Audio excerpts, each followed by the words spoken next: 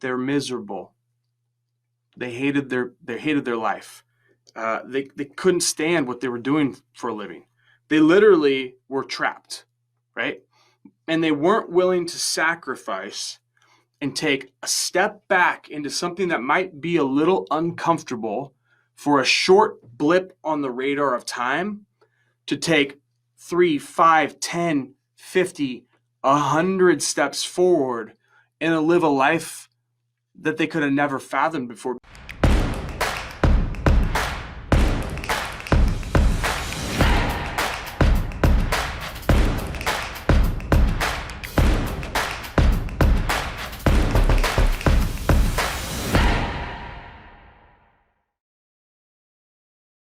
I'm not going to give his name, or I'm not going to give the niche. It doesn't matter.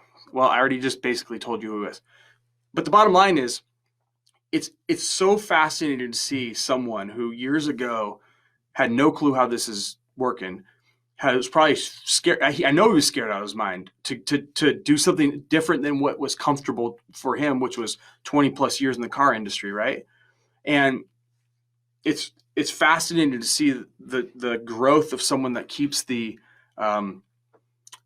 foot on the gas to a certain extent, but just the consistency of doing something different with his life that he knew he ultimately wanted and he needed to do, because what he was doing was not fulfilling any longer, was detrimental to his health, detrimental to relationships, all those different things that a lot of us, I think, know is going on in our JOBs or our career paths, where we're kind of like, man, like, I can't do this forever, right?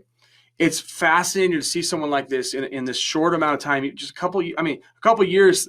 Some of you guys are like, a couple years is so long. A couple years is a blip on the radar when you become free, right? A couple years to not be in prison by a corporation or a boss is nothing. I'd much rather do a year, 2 years, I tell you guys, like 18 months till I really kind of get my feet wet in this industry, because I'm not that technical. 18 months struggling a little bit, hustling a little bit, not having the nice cars I used to have when I was in the automobile industry, having to kind of eat my pride and get rid of my awesome Toyota Tundra at the time and sell it because I couldn't afford the high payments when I got laid off from the car business. That 18 months, to me, it was like nothing. It was like, my options are, as I looked at the guys that were in that industry that were 20, 30 years ahead of me, that had been doing it for 20, 30 years more than me. They're miserable. They hated their life. They couldn't stand what they were doing for a living. They literally were trapped, right?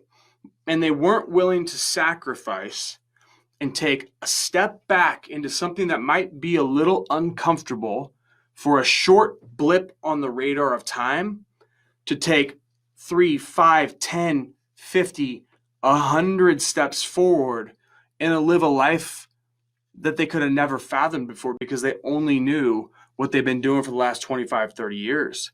And everyone they surrounded themselves every day in the industry that they were in also had no clue and no foresight and no willingness to take some sacrifices to get to where they truly wanted to be, right? I truly believe, and hopefully you guys know this by now, I think with just the overall success stories you see in this group, right? I know some of you guys go slower than others. Those are my people, right? And I know some of you guys are whiz kids, and I saw a guy, he joined, a day ago, and he's already got clients, right? And so, like, everyone's on their own journey, on their own path. All I'm saying is like the sacrifice, whether it's 6 months, whether it's a year, whether it's 18 months, the sacrifice, the juice is worth the squeeze on the other side. Give yourself and start instilling a little bit of patience, so you don't just become one of those people that tries things for a little bit. I call them dabblers. You dabble for just a touch, and then you hop out because it's not happening fast enough, so I'm going to try next thing. I'm just going to tell you guys, that pattern, that kind of mentality, what happens is you'll start to do that over and over and over again. And before you know it, you spun your tires, you spun your wheels for so long not really ever committing to something, not really ever putting in the 4 a.m. mornings, freaking 3 weeks in a row. I can't believe I have more bigger bags under my eyes, right?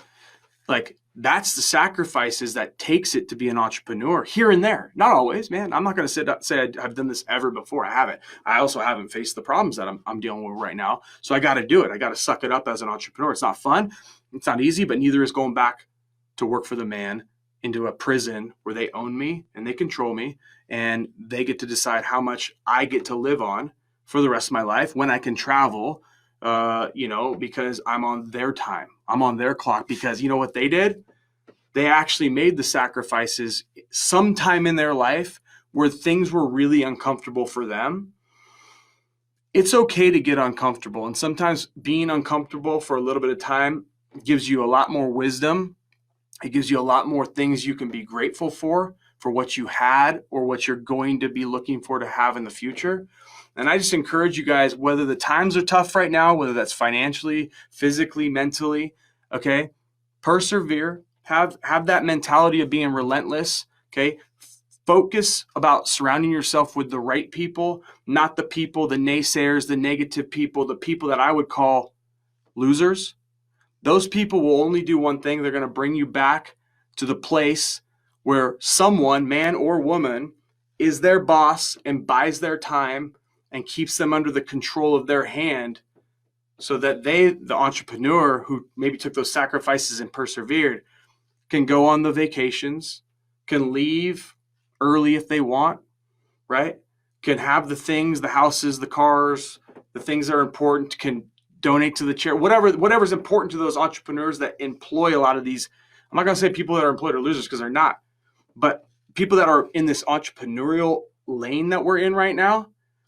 It's easy for the negative. It's easy for the loser. It's easy for the person that doesn't have maybe the same visions or the same desires or the same goals that people like you guys have. It's easy for those people, if you hang around with enough of them, it's easy for them to pull you right back to what's comfortable or more comfortable than what you're currently at. But what they don't know is the other side of this uncomfortableness that you may or may not be going through, depending on where you're at in the journey.